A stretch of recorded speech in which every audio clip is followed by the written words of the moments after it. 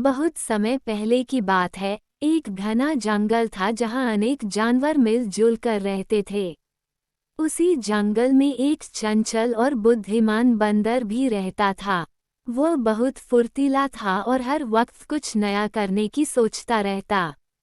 सभी जानवर उसकी चालाकी और चतुराई के लिए उसे जानते थे, लेकिन कुछ जानवर उसकी शरारतों से परेशान भी रहते थे। एक दिन जंगल में एक नया व्यापारी आया जो आम बेचता था।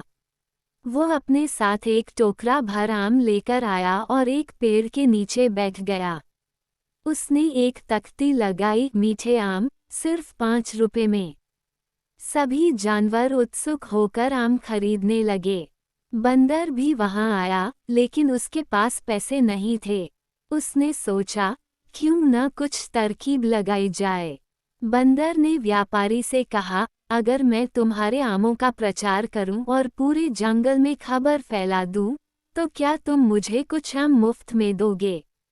व्यापारी थोड़ा चौंका, लेकिन बोला, ठीक है, अगर तुम्हारे प्रचार से मेरे सारे आम बिक गए, तो मैं तुम्हें 5 आम मुफ्त में दूंगा।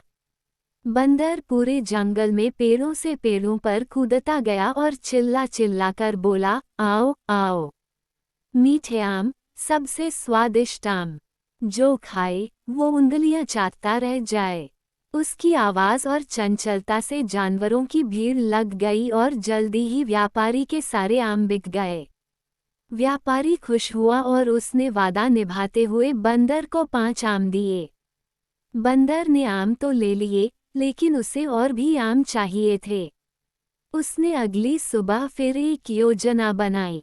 वो एक नकली साधु का वेश धरकर व्यापारी के पास पहुंचा और बोला, हे व्यापारी, मैं एक सीधा साधु हूँ। तुम्हारे आमों में जादू है। अगर तुम मुझे हर दिन 5 आम दोगे, तो तुम्हारा व्यापार खूब चलेगा।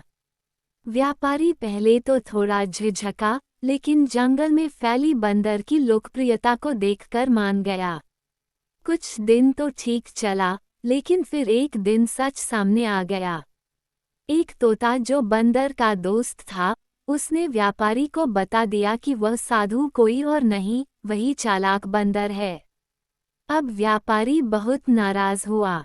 उसने बंदर को पकड़ने के लिए एक योजना बनाई। उसने एक टोकरी में ढेर सारे आम रखे और ऊपर से जाल बिछा दिया।